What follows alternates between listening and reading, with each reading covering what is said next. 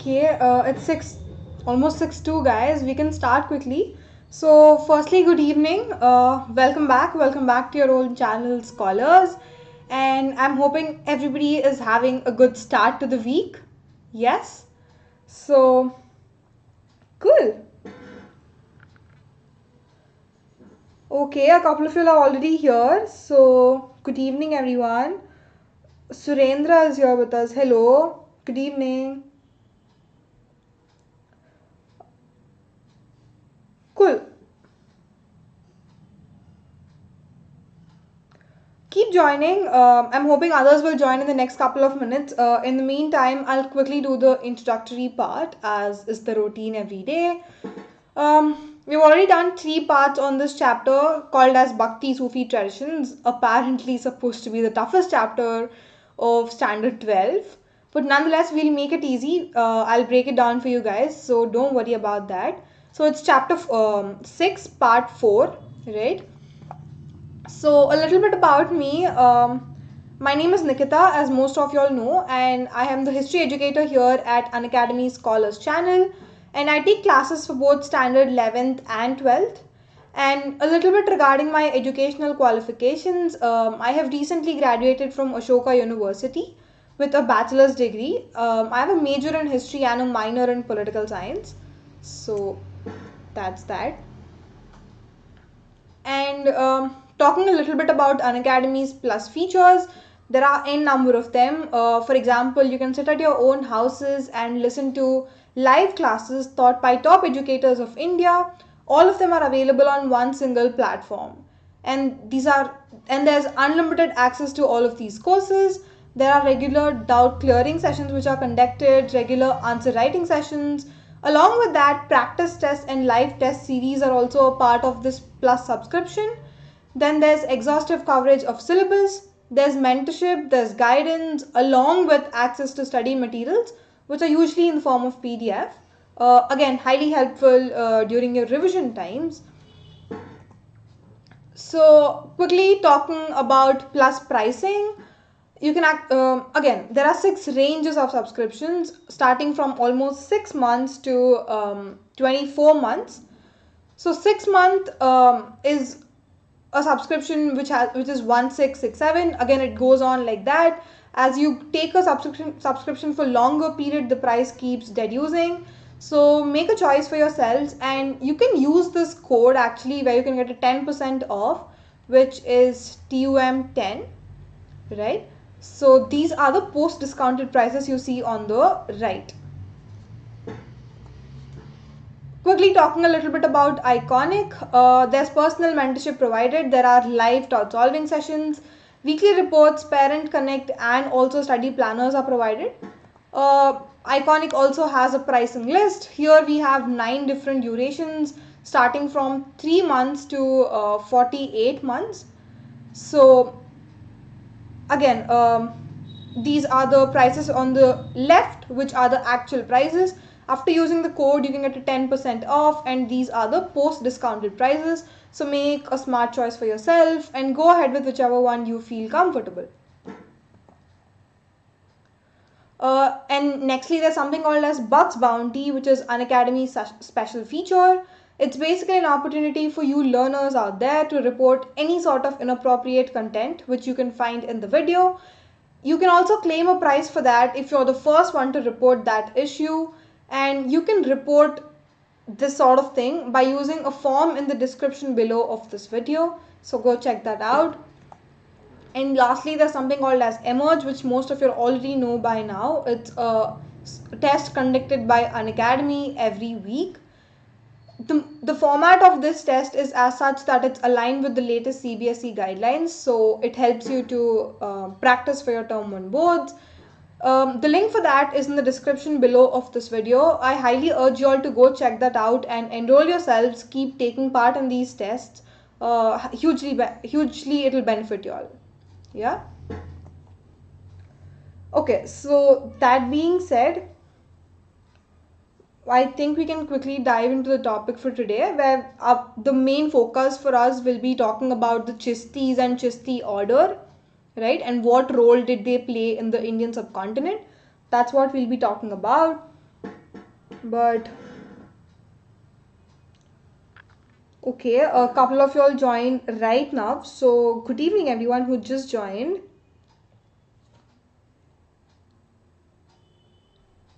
Okay.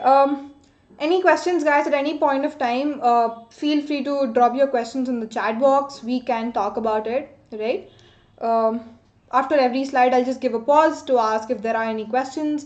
Then we can have a small conversation, right? Okay, cool. Let's dive straight. The last point you were talking about in last class, which is yesterday, was differentiating Bay Sharia and Ba Sharia, right? So after that, now we'll talk about the Chistis and the coming of Chistis into the Indian subcontinent, right? There are so many orders, there are so many Sufi groups, but out of all of them, Chistis were the more important or like more familiar in India, right? They gained a lot of familiarity as days passed by. So they migrated into the India in the late 12th century, right? They, as days passed by, they became more and more influential, not just in northern part of India, but also in different parts of the Indian subcontinent, including the south, right? So they had like a all India familiarity. Their influence was experienced all over the India, right? And why, right? Like there were other Chishti silsilas as well, but why did only, sorry, there were other Sufi silsilas as well, but why only Chistis gained this much popularity? That's a question to be answered, right?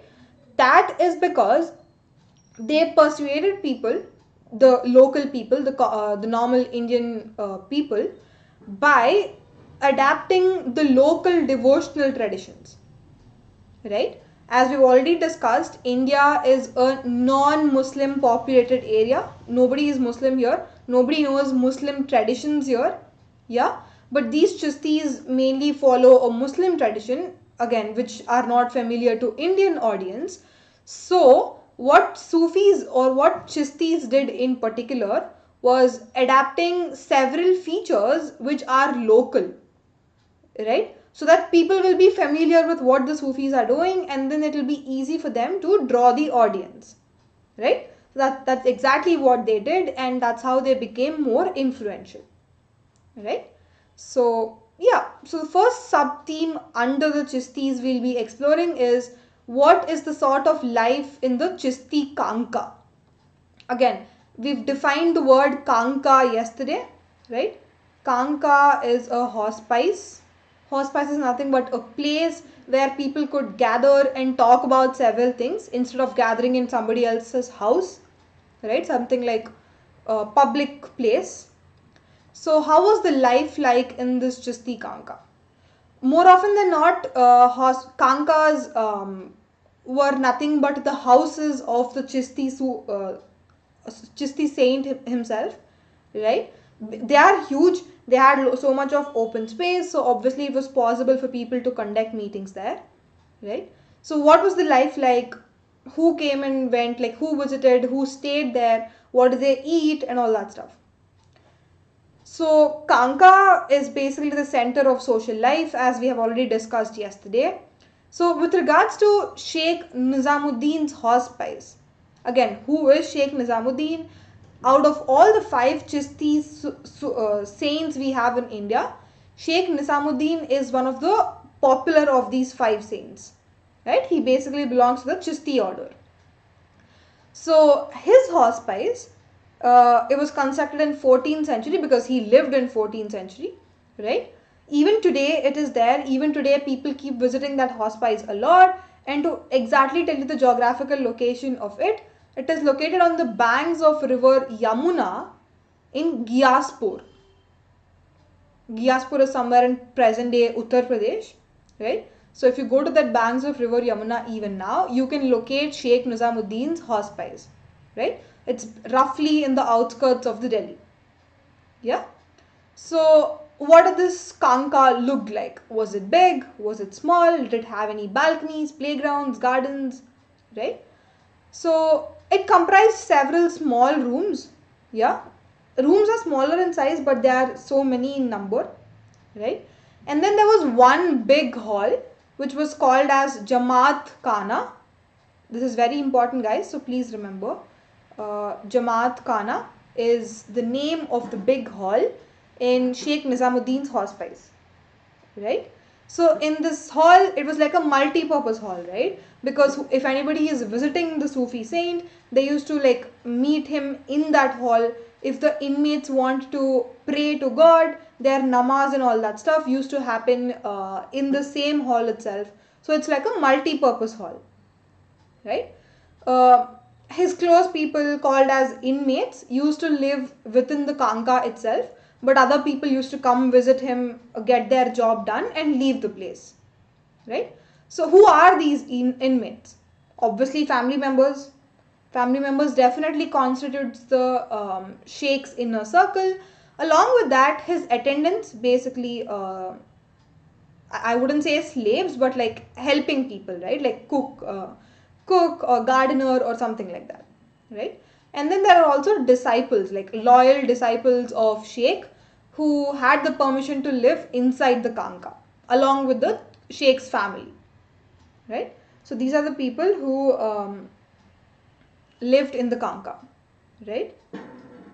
Okay, any questions till here?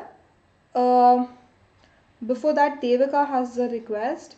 Map series after this class. Okay, Devika, we can do that. Not after this class per se, but can we do it once this chapter is over, Devika? I think it will take just one more class to finish this chapter. Then we can have a quick quiz on this chapter and then probably take up the map session.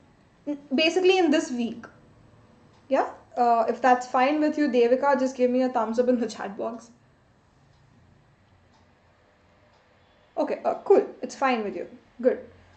Okay, Muskan is here with us. Hi, Muskan. Good evening. Okay, so any questions you'll have regarding the first slide, please let me know. Otherwise, we can move to the next.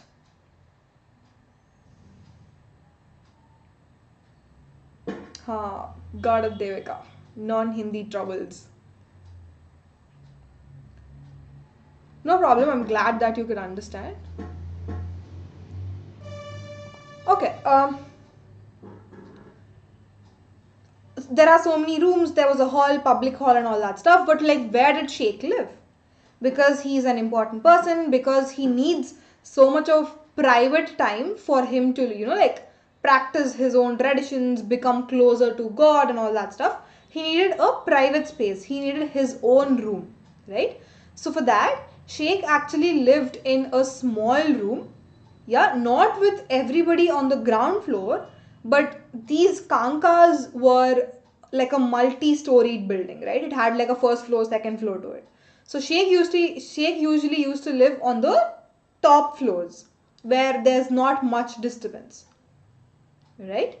So there were like public hours where outside visitors could come and visit him for any queries, for any just for normal conversations and all.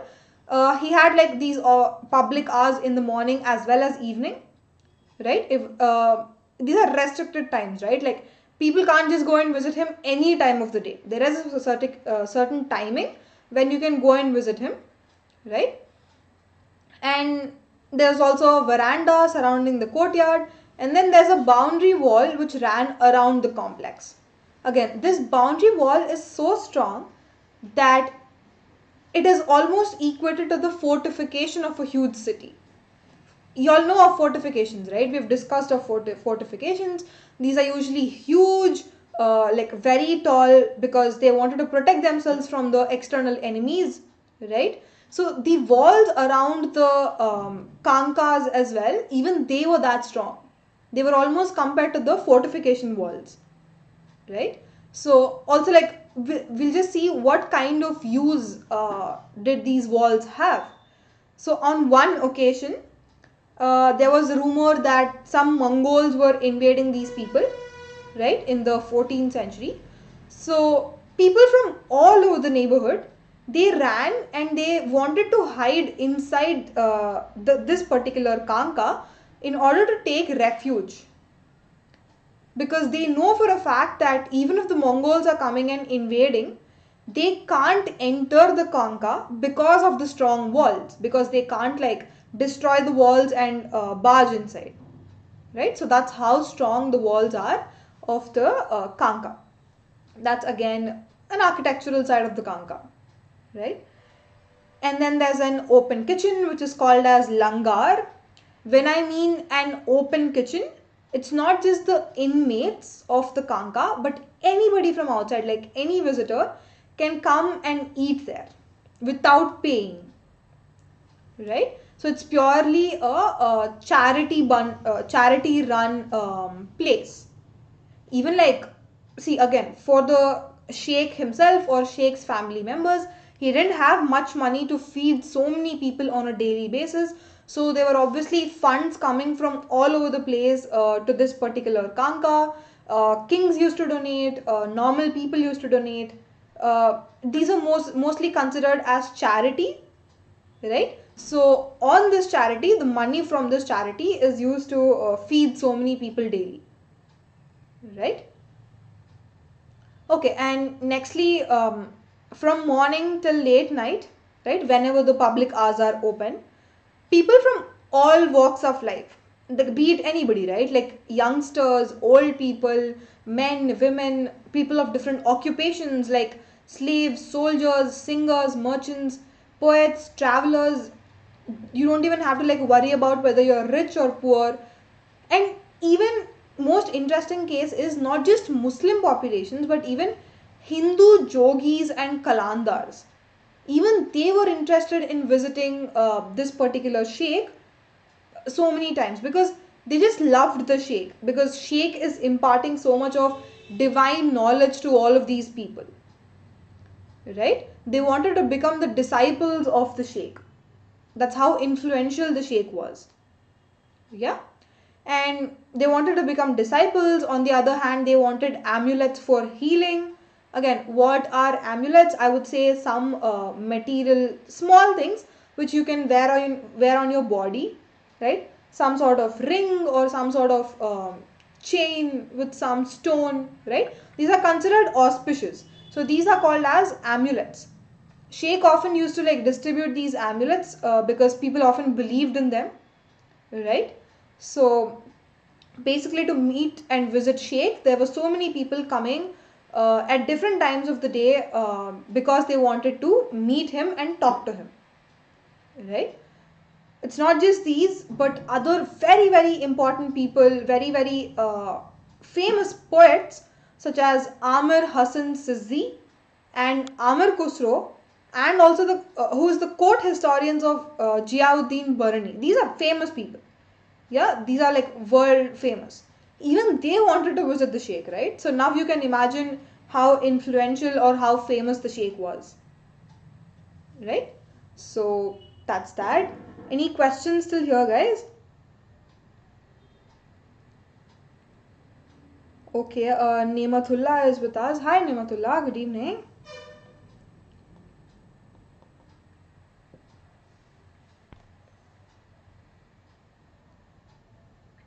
Okay, any questions? Let me know, guys. Otherwise, we can go ahead.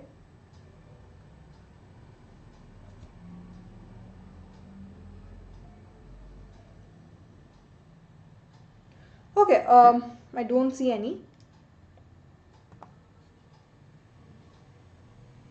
Cool. So, okay, now we'll move on to talk a little bit about the practices that were adopted, right? Like when people are basically visiting, yeah, they have to do certain kinds of activities or practices to show that they are loyal to the sheikh. Yeah, they love the sheikh, they are respecting the sheikh as a sign of respect, right? So these practices often included bowing before the sheikh, just like even Hindus do that, right? If you go to the temple, you just bow and worship, or if you meet any respected person, you just bow and put some sort of namaskar or something. In the same manner, when people were visiting sheikh, he wanted people to bow in front of him, right? And In return, he would offer water to the visitors, right? And often the disciples and all, they used to shave the heads sometimes. And they also had certain yogic exercises and stuff. Again, why are we doing all this? Like, what do these practices indicate? These were never original Islamic or Sufi practices. None other Sufi orders practiced all of this, but only Chistis started practicing. Why? Because they wanted to assimilate local traditions. The sole point why they became so famous, right? Because they are adapting so many local features, catering to the needs of the local populations. That is why they became so famous, right? Okay.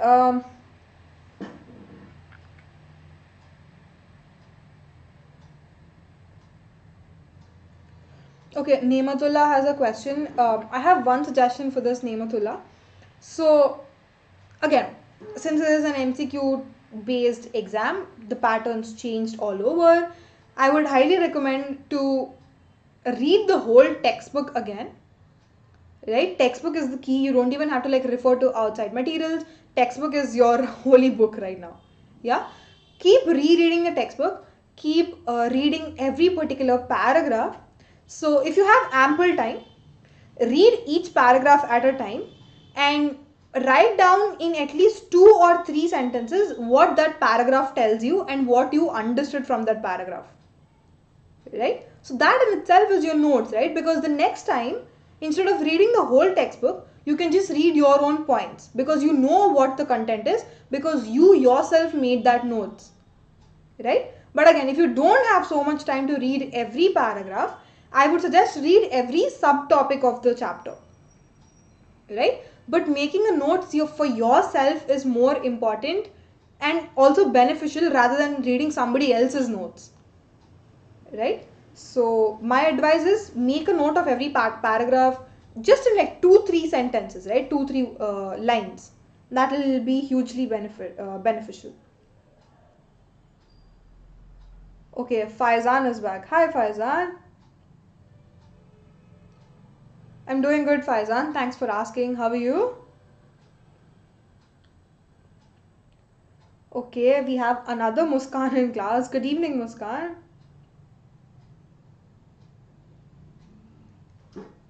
Okay, so keep following that. We'll quickly turn back to the slide. We were talking about assimilating local traditions, right? So this is one way, and the other way that this Chishti order actually became so famous is because Sheikh Nizamuddin, who is a very famous Chishti saint, he actually put in so much effort to spread the Sufi order, to spread the Chishti order, right? So what did he do? He appointed various spiritual successors, right? Number one, that. And what did these spiritual successors do? They were deputed to different parts of the Indian subcontinent, right? And there new hospices were built, new kankas were built. Yeah, each of these spiritual successors were made as heads of those particular hospices, and they were given the job of spreading the message to people, right? So they put in a lot of effort to spread the message by moving to different parts of the subcontinent, and that's how they became famous, right? So as a result, because of this, the teachings, practices and organization of the Chistis immediately rose to fame, right? So people were actually attracted because Chistis were telling all of these good things. People liked them. People became followers of Chisti order, and they wanted to visit the actual shrine in Delhi, right? So let's say somebody is from the south or somebody is from the east of India. They know that there's a particular Sufi or Chisti shrine which is famous in Delhi. Yeah, they obviously wanted to visit because of which pilgrimage developed. So this concept of pilgrimage is very important when it comes to religious affairs, right? Okay, that's a kind of respect shown to the Chisti saint, right? So we have two important points here. One is pilgrimage, as a very important concept of religious affairs, and the other one is assimilating into local traditions and also deputing so many spiritual successors. These are the three takeaways from this slide, right? Okay.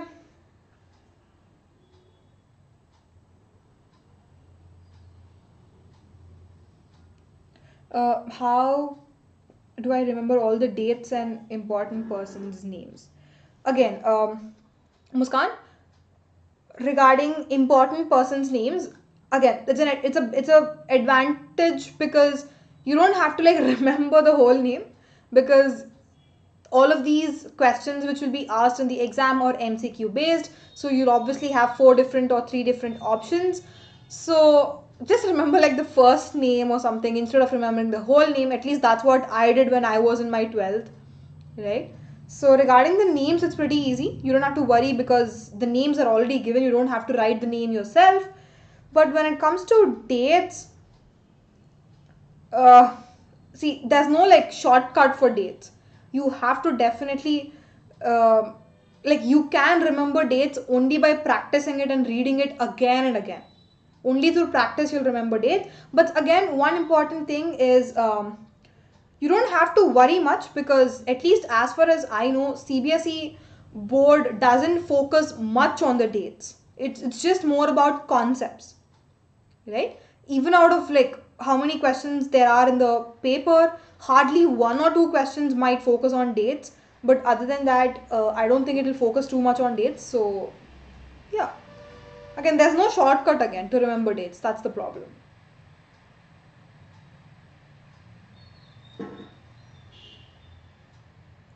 Okay. Aditya is here with us. Hi, Aditya.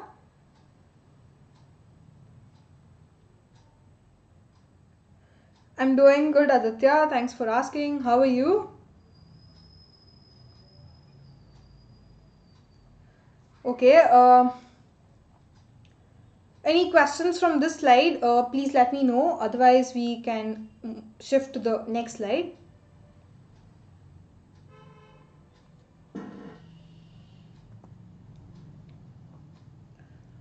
Okay, so I don't see any questions. So now we'll just have a quick look at the major teachers of the Chishti Silsila, because we're talking a lot about Chishti Silsila, right? We have 5 major teachers. There might be many more, but these 5 has gained a lot of importance in the Indian subcontinent, right? The first one is Sheikh Moinuddin Sizzi. He actually died in the year 1235, and the places which I have mentioned here are where you can actually find the graves of these famous saints, as in like tombs or shrines, dargahs basically, right? So again, these are important. I would highly recommend, if you don't remember the death dates, it's fine. You don't have to remember all of the death dates, but please remember the place where the dargahs are located, right? Very very important in terms of exam point of view. So Sheikh Moinuddin Sazi's Dargah is in Ajmer, which is in present day Rajasthan. And then there's the second major teacher, Khwaja Kutubuddin Bakhtiar Kaki. His Dargah is in Delhi. Then there's Sheikh Fariduddin Ganj Shikar. His shrine is in Ajodan, which is not in India, it's in present day Pakistan, right? And then there's Sheikh Nizamuddin Aulia, the person we've been discussing all this while, very very famous out of these 5 people. Again, we know that it's on the banks of river Yamuna, which is the outskirts of Delhi, so basically Delhi. And lastly, we have Sheikh Nasiruddin Chirag E. Delhi. Yeah, his name is pretty easy because in the name itself we have Delhi, which means his whole life he spent in Delhi, and his shrine is also in Delhi, right? So do something and please remember at least the places where they were buried, if not the years, right? So yeah, make a note of that, guys.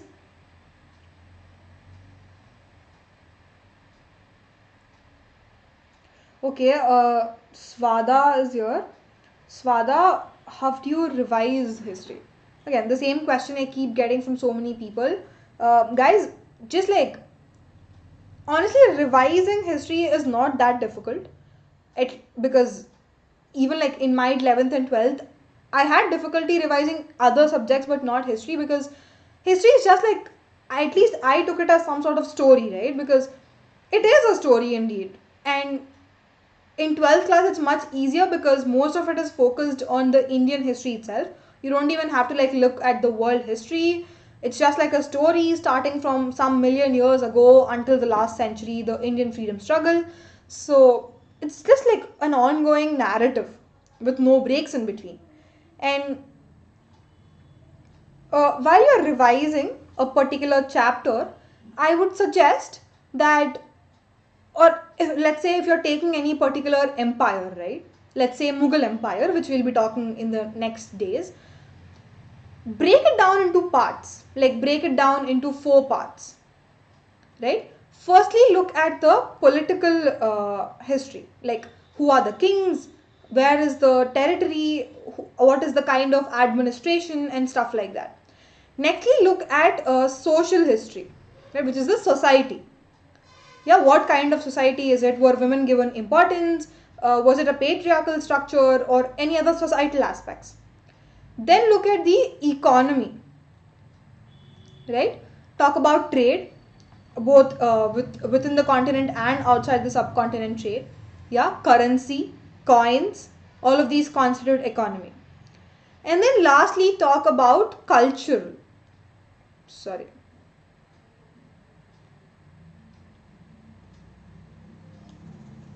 I am sorry this got stuck. But like the last aspect is cultural, right? So under culture, you'll basically explore like two, three different three themes. One is religion, the other is art, and the next is architecture, right? So when you're reading a particular dynasty per se, one way of easily revising these is looking at these four different aspects, like political, social, economic, and cultural aspects. Then it will be easy for you to remember the points, right? So at least that's the method I followed. I'm hoping that will be helpful for you guys as well.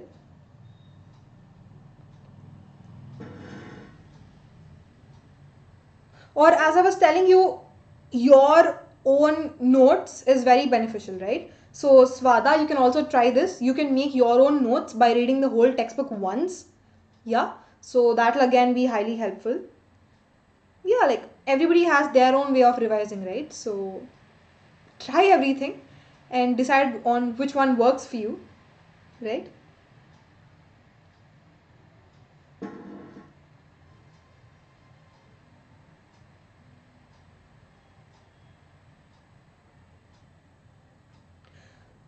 Yes, like it's a common consensus among people that this chapter is somewhat tougher when compared to the other chapters of class 12.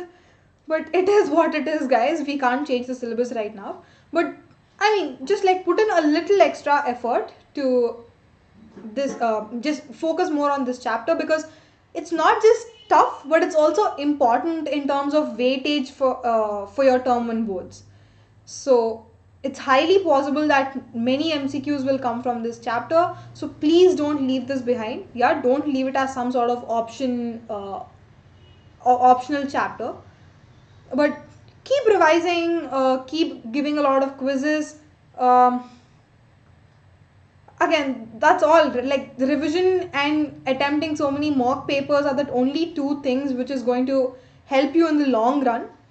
So I get it, it's hard, but we have to work hard, guys. Yeah.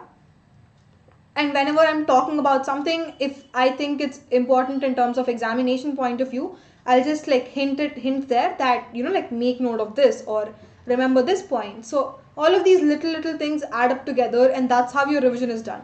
It's just not like it's not like a one night thing, right? So keep working from now. You still have more than a month. The exam is on December 20, right? So more than a month should be enough. So yeah.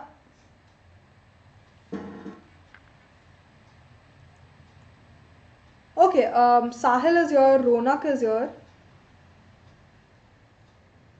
Hello, Sahil and Ronak.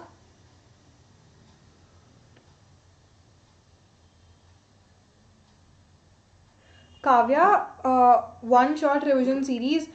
We've tried that one shot revision thing for chapter 1. I didn't think it was an effective strategy, but like again, like what do you guys think of one shot revisions, guys? If y'all want it, then I can do a one shot revision.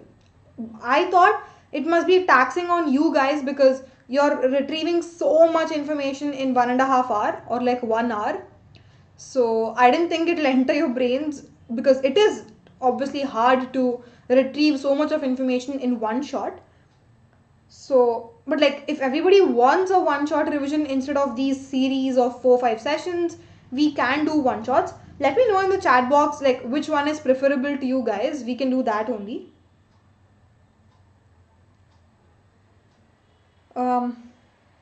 Svada, yes, this topic I'm talking right now regarding the major teachers or like chistis in general is very important. So please pay attention.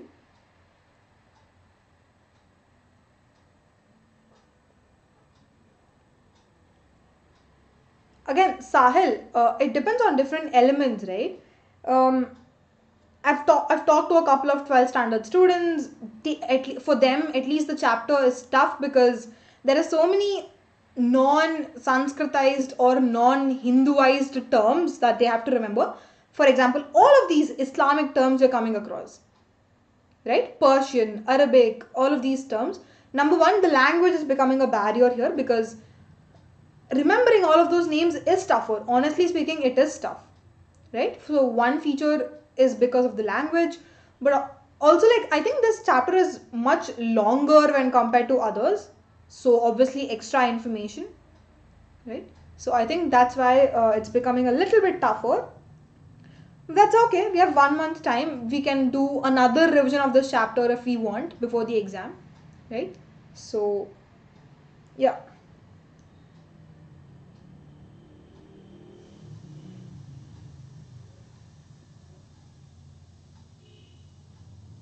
Okay, guys, also like let me know in the chat box if you all want one shot revisions or a revision series like this. We'll just see which is feasible to everybody, right? So just put down like your thoughts in the chat box. I'll have a quick look at them.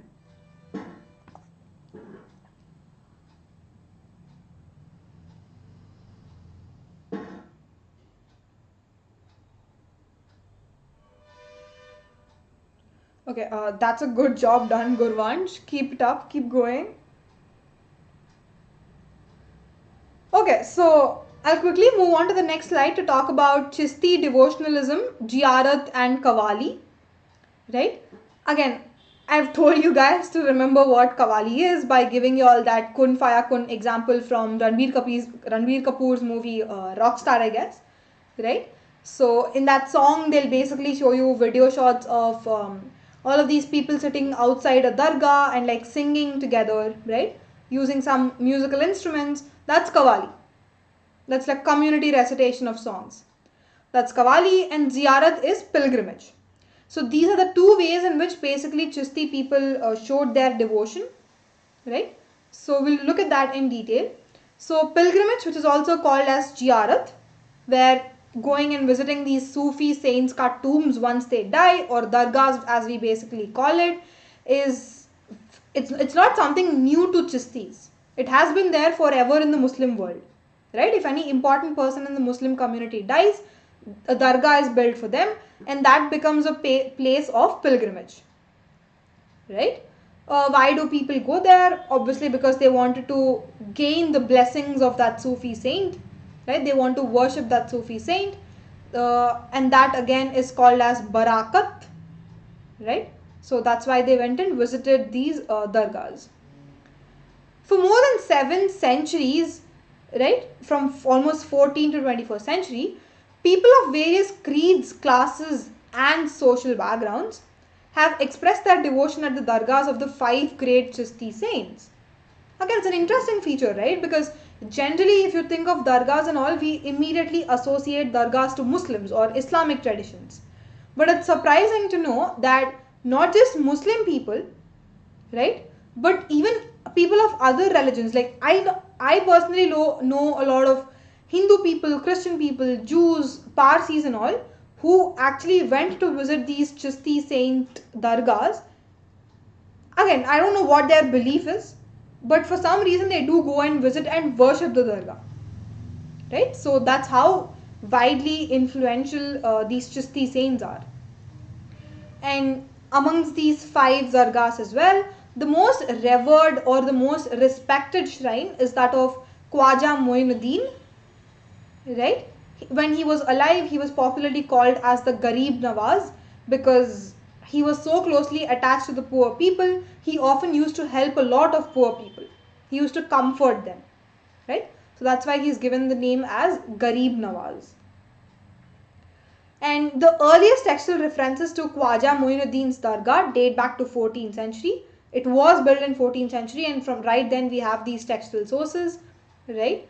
And it is evidently popular because of the austerity and piety of its sheikh. Again, like if you look at a sheikh figure, right? He's very pious, like he's so calm, he's just so matured, right? There's so much of good vibes around him. There's so much of devotiveness, there's so much of austerity, right? All of these good qualities or good vibes basically. That is why he is famous, and people obviously like the Chistis or any other Sufi saints because they had so much of pious vibes around them, right? Okay, any questions still here?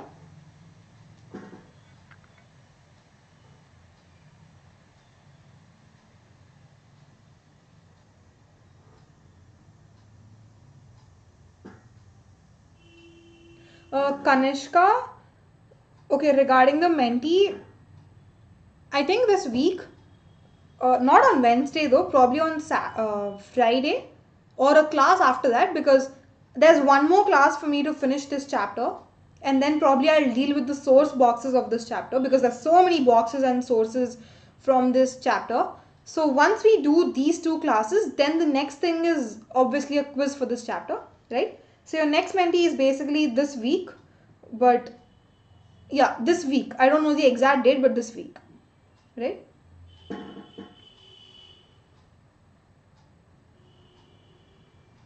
Okay.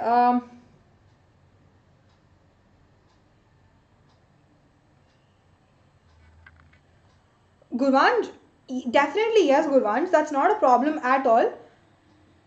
Again, I don't know why you're saying 15-20 days, but as far as I remember, your exam is on December 20, right? That still leaves us 35 days.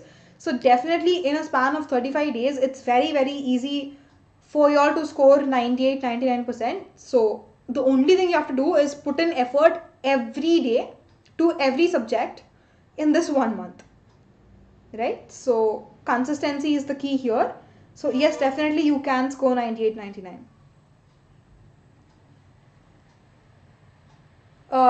Aditya, yes, we are starting chapter 7 tomorrow.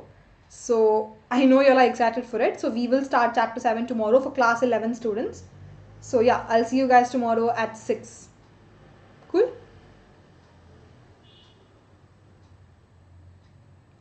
4, Aditya. I've basically divided into 4 parts, wherein next Tuesday, we're already having a quiz on that. Right? So it's 4 parts, Aditya.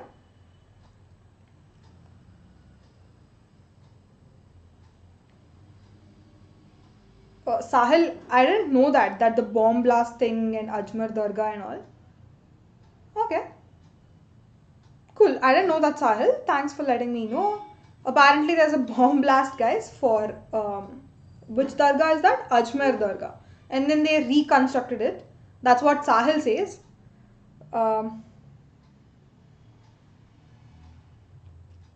6 hours are sufficient. 6 hours per day, Gurvanj?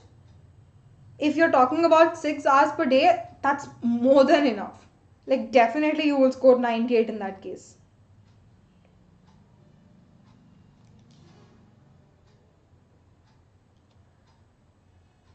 Okay,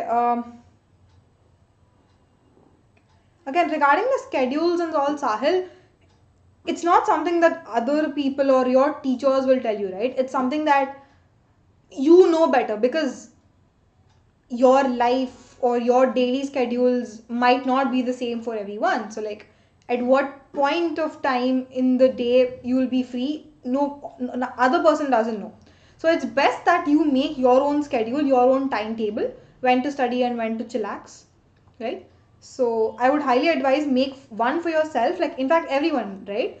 There's 1 month remaining, make a schedule for yourselves, make a timetable, like so and so time of the day I'll dedicate to studying history, the other hour is for pol science or any other subjects you'll have, right? Stick to it. Yeah, don't sleep otherwise. Yeah. So then it's pretty easy for you all to score 98, 99. So nothing to worry.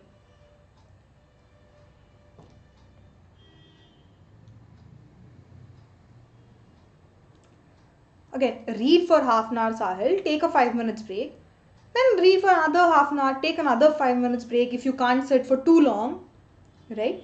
So take all of these 5-10 minutes short breaks in between, which is very, very important. At least that's how I do my studies, right? Short breaks are very important.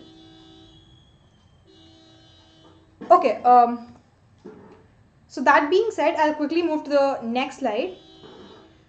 So here I'll talk about one particular ruler who is called as Muhammad bin Tughlaq, a very, very famous Tughlaq ruler, right? He is a part of the very prestigious Delhi Sultanate. In short, people also refer to him as MBT, right? Muhammad bin Tughlaq. So this MBT ruled for almost 3 decades, right? From 1324 to 1351. Very powerful emperor, right? So he was actually the first sultan to visit this shrine. We're talking about this famous shrine of Khwaja Muinuddin. Yeah, Khwaja Muinuddin's Dargah, which was constructed in the 14th century.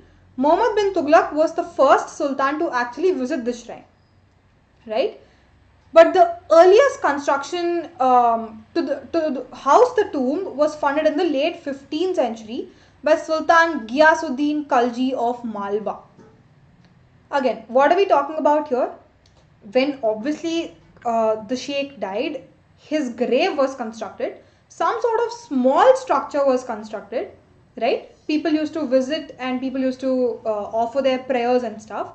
But an actual like building or actual architectural styles, making it decorative, making it elegant, all of that extra features were added in the late 15th century when a sultan by name Ghiyasuddin Khilji, right, he actually funded or he actually sponsored for the construction of this nice decorative dargah, right?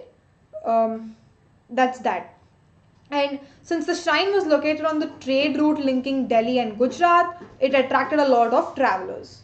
People who are traveling from here to there, since there was a shrine located, they used to often visit that shrine, right? And by the 16th century, the shrine had become very popular, yeah, because so many people kept visiting it, because so many people converted to Islam and started following the Chishti order, right? In fact, it was the spirited singing of pilgrims bound for Ajmer that inspired Akbar to visit the tomb. Even it was so influential that even Akbar wanted to visit this tomb, right? Not just once, not just twice, but it is noted in the books and different sources that Akbar actually visited this particular shrine for almost 14 times. That is a lot, right? Going to the same place 14 times is a lot. So sometimes he often used to go like 2 to 3 times in a year. But like, why did he go, right? Like, if there's something he wants, yeah, if there's something he's wishing for, in order to ask for that, he'll go. So he actually went for various purposes, like to seek blessings for new conquests, like when he's waging a war, let's say. Few days before that, he actually goes to visit the Sheikh's Dargah. He prays for it and he wishes that he will win this war, yeah, to seek blessings from him. That can be one. And then if there are any promises that he has given to his people, he goes there to fulfill his promises, right? And if he wanted, like in his personal life, if he wanted to give birth to a son, let's say, he would again go and seek blessings from the Dargah, right? So for various purposes, Akbar actually visited 14 times, right? He visited at almost 1580. He didn't die after that. He was alive even in the 17th century. But why did he stop after 1580? Right? Because after 1580, that's a whole another story, right? Because Akbar totally stopped believing in God. He created his own religion called as Dini Ilahi. That's not a part of your textbook, right? But that's a totally different story. But he only visited this tomb till 1580, right? Okay, any questions still here, guys?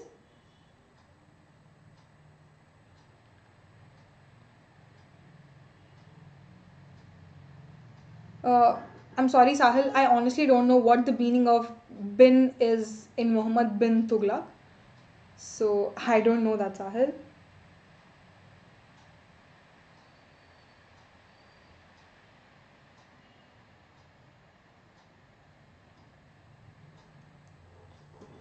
Okay.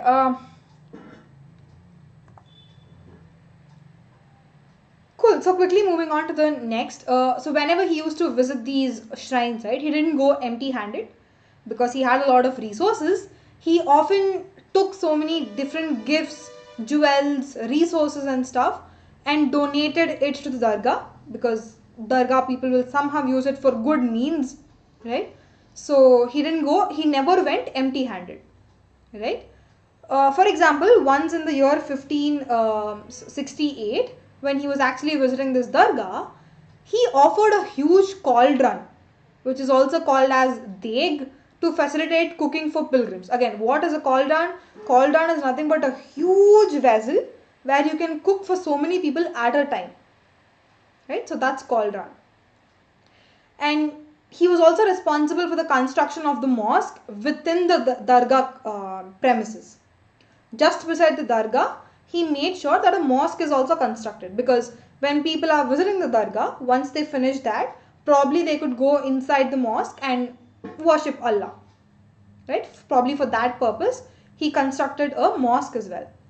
And also part of Ziyarat is the use of music and dance, including mystical chants performed by specially trained musicians or qawwals to evoke divine ecstasy. The whole point of Islamic population, or the way they're trying to worship Allah or even this saints and stuff, one important feature for them is qawwals or qawwali, right? The way they sing, the way they recite all of these compositions, that is their sole basis on which they want to worship Allah, right? Even now in the 21st century, in like 5:30 in the evening, every day, all of these mosques like start singing, right, in the publicly. So that singing or that compositions are very very important for Islamic worship. The Sufis remember God either by reciting the zikr, or they just keep reciting Allah's name. Allah has so many names, right? So either they keep repeating the name of the Allah, or they perform all of these mystical musical practices, right? This was basically called as sama, like singing collectively is called as sama. It was very very important feature of the Chishti Sufi order, right? So that's again an indigenous devotional traditions. The sama is only a part of Chishti order. No other Sufi saints followed this, because it is a local Indian tradition which Chistis have adopted, right? So that's the sama. Any questions still here, guys?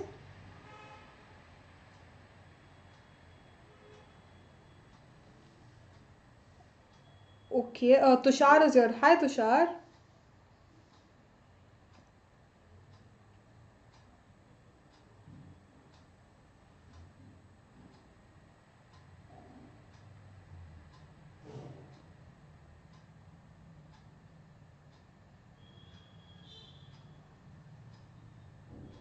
Muhammad, Sahil, I didn't get what you were trying to say.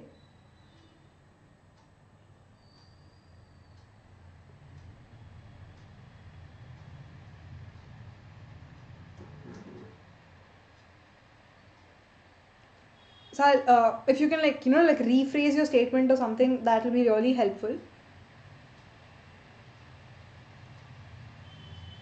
Okay, any questions with regards to this slide or the previous slide? Let me know, guys. Otherwise, we can quickly move on. We're running out of time already.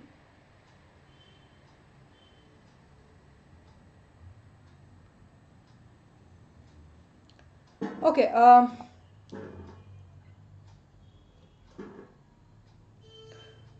Cool. So the next topic we'll be dealing with is languages and communication. I'll quickly go through the remaining slides, right? So it was not just in Sama that the Chistis adopted local languages. So again, like whenever they were doing all these Samas and all, right? So usually these verses or compositions were often made in the local languages because Persian, Arabic and all these languages were never understood by the Indian population. So Chisti Sufi saints always made sure that whenever Sama is being conducted, all of them were in the local languages, right? And even in Delhi for that matter, whoever were associated with this Chisti silsila, they often conversed in Hindavi. Hindavi is like from Hindavi itself we got Hindi, right? It's a modified form of Hindi. So it's like the local language of people living in Delhi. So even in Delhi, with regards to Chisti silsila, people used to talk in Hindavi, right? For example, Baba Farid, right? He's another Sufi. He also, whenever he's trying to compose something like music or compositions and stuff, all of his verses were also in the local languages, right? For example, if he's in Punjab and trying to cater to the Punjabi audience, his verses will be in Punjabi. If he was in Gujarat, his verses used to be in Gujarati, right? Stuff like that. Whatever is feasible to the local populations, only that languages were used by the Chisti orders, right? Yet others composed long poems or masnavis to express ideas of divine love using human love as an allegory. Again, what is the content of all of these poems, right? All of these poems, which are also called as masnavis in Arabic, right? So they usually talk about a lot of things. They tell us whether the procedure in which you have to worship God or the procedure in which you have to lead your life, right? One sub-theme of these poems is also discussing the ideas of divine love, right? It's often compared to human love and that's used as an allegory. For example, there was this Prem Akhyan, which is a love story named Padmavat. Yes, that is exactly the film which came out. It's Padmavat, right? So it was actually composed by Malik Muhammad Jayasi. Please remember this name, Malik Muhammad Jayasi. Very important in terms of exam. So he is the person who wrote this poem called as Padmavat. It is a love story revolving between Padmini and Ratan Sen, who is the king of Chittor. Right? So these were also the contents of the poems. Right? So that's the languages and all. Any questions still here, guys?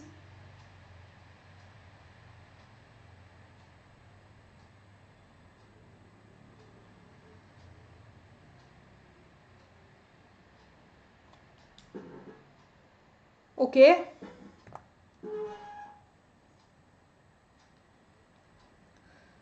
Such poetic compositions, right, all of these samas and verses and all, were often recited in hospices, usually during the sama, right?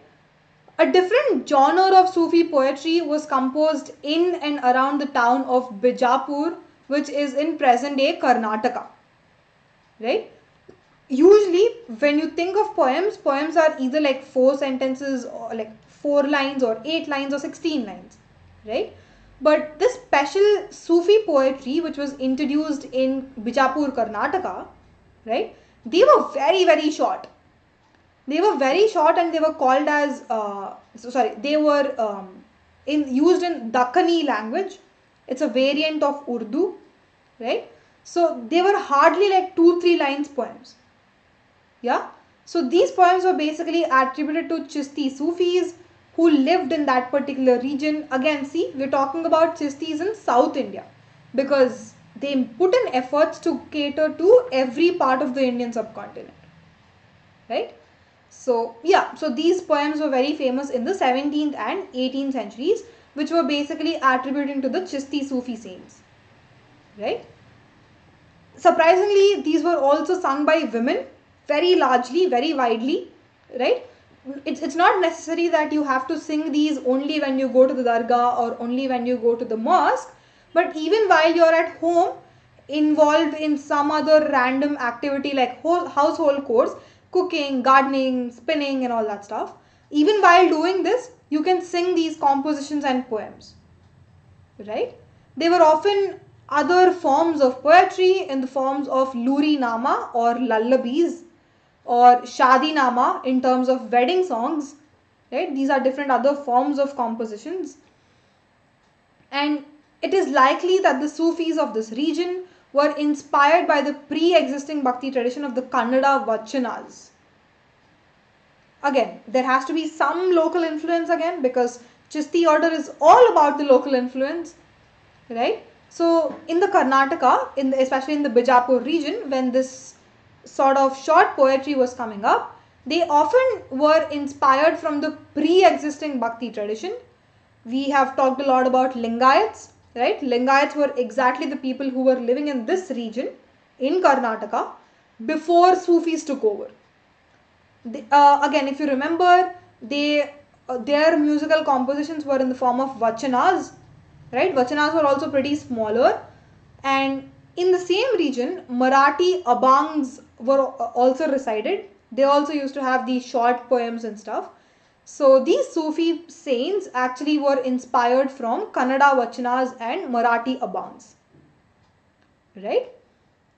And it is through this medium that by using the local traditions and stuff that Islam was actually able to gain its influence or establish a strong foothold in the Deccan region and also the southern part of India, right?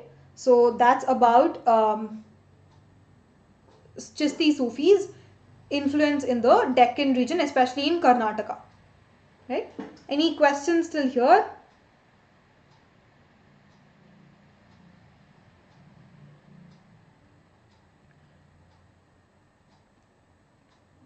Aditya, second point of this slide, right? Okay, if you're talking about this one, a different genre of Sufi poetry, I was basically telling that in the Bijapur region of Karnataka, right, a different genre of poetry came up. Yeah, again, why are all these poetries important? Because it is through poetry that people worship these sheikhs, right? So instead of all of these long poetries and all, like 8 lines, 16 lines poetry, a short version of poetry became famous, which is just like 2-3 lines. It'll be easier for you to worship in that sense, right? So that sort of new genre emerged in Bijapur. If that is the second point you were asking, that's that. But like, yeah. Kavya, regarding the meaning of hospices is nothing but a public place, right, where people used to gather and talk about so many different things, right? Let's say there are 10 people, right, or 10 friends or 10 random people gathering together. They need a place to sit and talk. They just can't stand on the road. In the same manner, they also cannot go to one of their houses every time, right? Because houses are usually smaller. But kankas or hospices are often larger. They're basically public places built for people to sit and have conversations, right? So that's hospices, Kavya.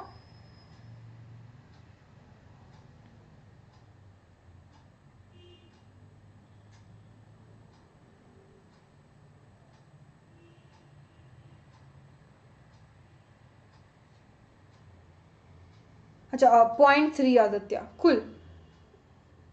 Yeah, this one, right? The Dakhani one. Okay, so regarding this, again, what is Dakhani probably might be your question. Dakhani is a language, right? It's a variant of Urdu. Yeah, you have different dialects for different languages, right? Even Hindi, if you go to different parts of India, you will have different dialects for Hindi. In the same manner, Urdu also had a different dialect called as Dakkani. So these short poems were actually composed in Dakkani because that is the language which was spoken by the local population of Bijapur, right?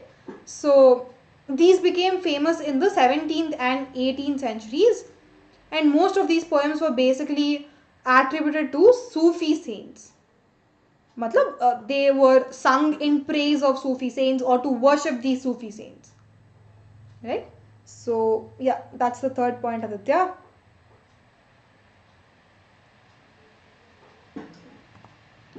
Okay, I'll quickly rush through the remaining slides. The next sub-theme is Sufis and the state, right? So Sufis, like how was their relationship with the state? Was it good? Was it bad? Did they cooperate with one another? Did they always have conflicts between one another? Right? So that's the sub-theme. Um, Again, a major feature of the Chishti order was austerity, including maintaining a distance from worldly power.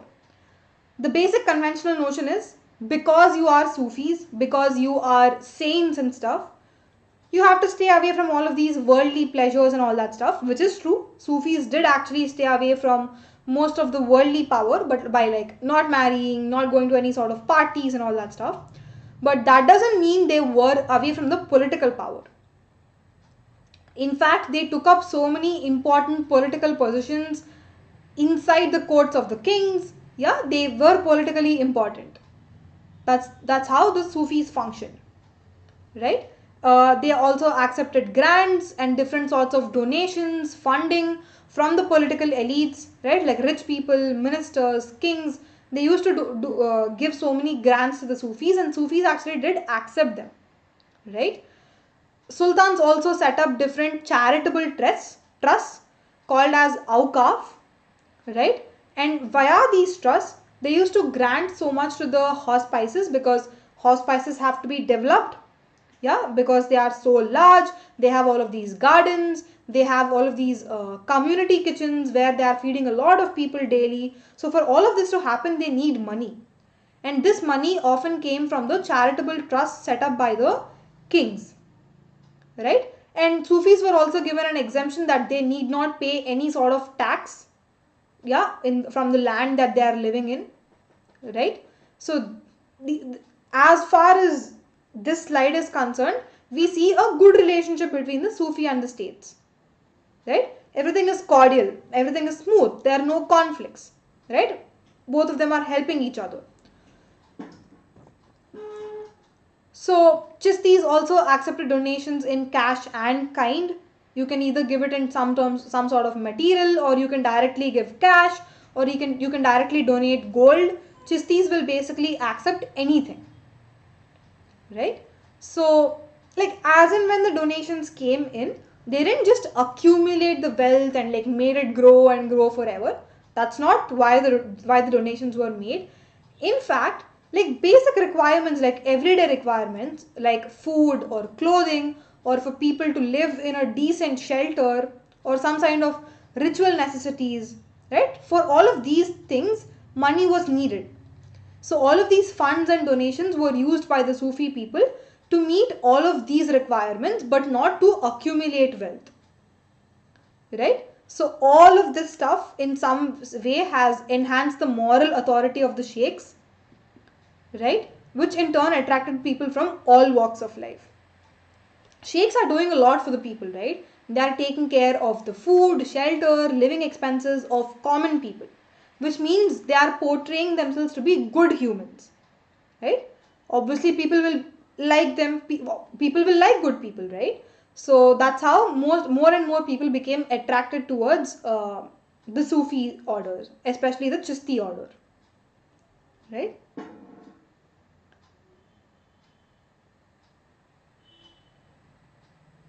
Okay, and lastly, further, their pity and scholarship and people's belief in their miraculous powers are the reasons exactly why they became so popular, and even kings wanted to support the Sufis, right? It's not just the ordinary people.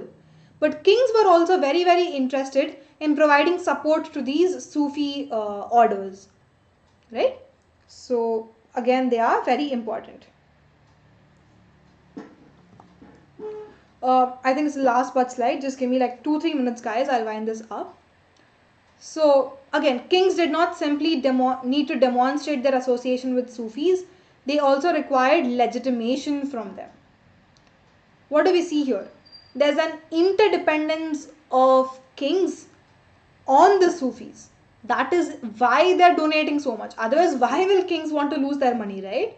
Like, all this time we've been seeing how kings were so generous in making all these donations and stuff. But they wanted something in return from the Sufis. That is why they're being so kind. Otherwise, why will they be? Right? Basic logic. So again, what is that the kings wanted? They wanted legitimation or legitimacy from the Sufi saints.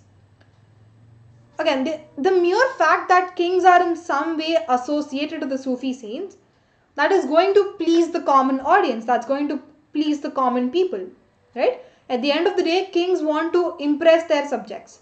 Kings want to look good in front of their people, right? So by forming some sort of association with the Sufi people, because it's a religious affair, kings will be shown in a good light in front of their people, right? So that's why they are donating all of this stuff. For example, when the Turks set up the Delhi Sultanate, right? As we've discussed in the last class, that there was some sort of figure called as ulema or ulama, who was responsible for taking care of the affairs of this Muslim state, right? They actually wanted to impose Sharia law on which the state would be run, but Delhi Sultanate people did not want to adopt the Sharia law because they thought that it is not suitable for the Indian context, right? They rejected it. They did not want to adopt Sharia law because the majority of the people living in the in India were non-Muslims, right? Sharia law doesn't basically support non-Muslim populations. Therefore, Delhi Sultanate kings thought that it is a wise decision not to adopt Sharia, right? So when this happened, yeah, the sultans or kings basically need some sort of religious support. The original religious support that they had was from ulema. But now there was some sort of conflict happening between Delhi Sultanate kings and ulemas.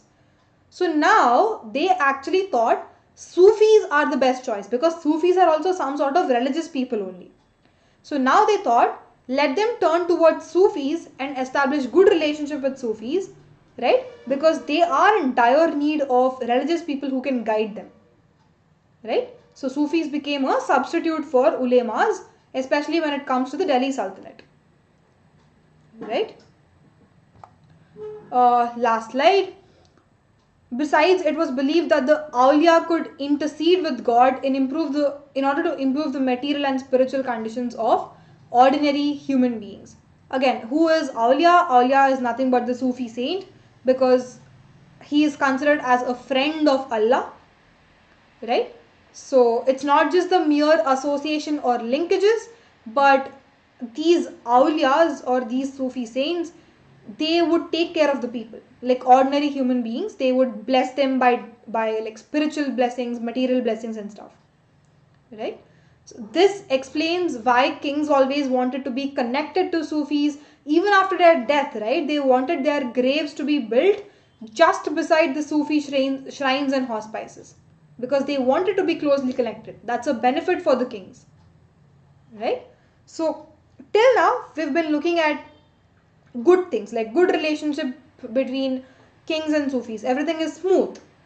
But that's not just the only picture we have. There is other side to this story as well, which is that there are so many conflicts that existed between sultans and Sufis, right? They just didn't go together well. There was some sort of hard feelings, right? So obviously both of them wanted to assert their authority. Yeah, both of them wanted to show that they are powerful in their own right. That is why they introduced all of these dramatic features, like whenever people are coming and visiting them, they often had to prostrate or they often had to kiss the feet of the Sufi saint or the kings, right? In that way, they are basically making audience respect them. Both of them were adopting these practices, the kings as well as Sufis, right? In some scenarios, kings were basically not satisfied with what was happening with the Sufi sheikhs, because all of these nice titles, or at least the basic title of a sultan, originally it's supposed to be the title of a king, not the Sufi saint. But as days passed by, Sufi sheikhs also started getting titles which are very high sounding, which often had sultan as a term embedded in the title, right? So obviously kings didn't like them, because kings wanted the title sultan just to be for them, not for anybody else. But now these people also started um, adopting that title of sultan, which obviously didn't go well with the kings. So in such sort of situations, there was some sort of conflicts happening between Sufis and the state, right? Okay, so that basically brings us to the end of today's class. Last few slides were kind of rush, but I'm hoping people got the point. Any questions till here? Please let me know, guys. Okay, Aditya, you were asking about the Telegram link. So basically, the link for the Telegram, like official Telegram channel for scholars, is in the description below of this video. So go check that out. You can join.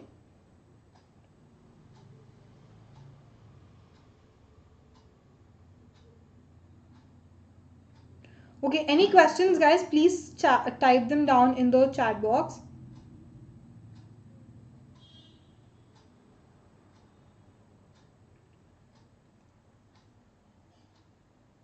Ayushi is here. Hi, Ayushi. Good evening.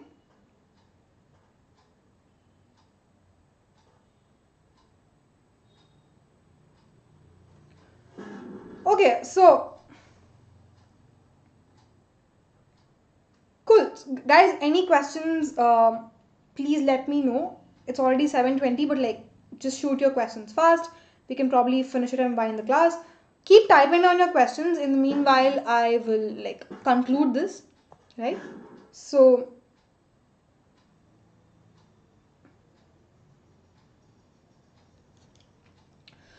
there's some sort of crash course happening, as most of you all by now already know, for 12th standard humanities students. It's a 1.5 month crash course. It's highly beneficial, guys. I highly urge you all to go listen to them. The great educators, right? The list is here. Their qualifications are here. Check them out in case you need them. And yeah, thanks so much, guys, for tuning in. Also for staying back for another 20 minutes past time, right? And if you like the content of these videos, do like it, share it as much as possible, and also subscribe to the channel Unacademy and scholars in particular, right? Thanks once again. I promise I'll close the session in like 2-3 minutes after taking your questions. But in case y'all don't have any questions, the session is officially over. Y'all are free to leave. Yeah, guys who have questions, just stay back.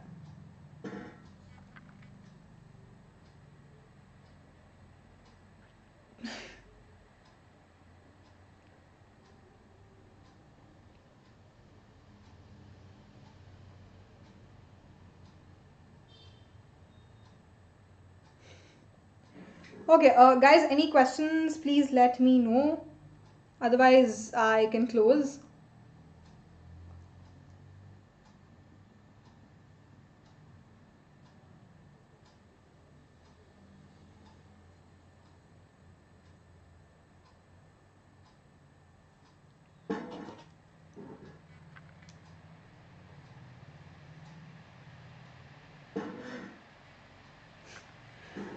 Emoji Aishi. I don't have like one particular emoji Aishi. I like a couple of them.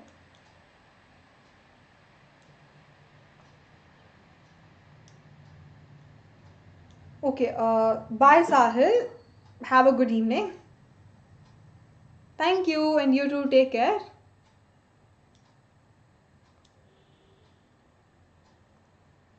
Okay, I think we can wind up. We're done for today. Just to give you a heads up as to when the next class will be happening, it will be happening on, I'm so sorry. Yeah, it will be happening on Wednesday at 6 p.m. right? Where that will be the last class for us to discuss about this particular chapter. Yeah, after that, like that's like a concluding part, right? After that, we'll have a quick revision on the source and different types of boxes we have, and then we can have a quiz, right? So that's the rough plan we have for this week. So yeah, I'll see you guys on Wednesday at 6 p.m. for the continuation of this chapter, right?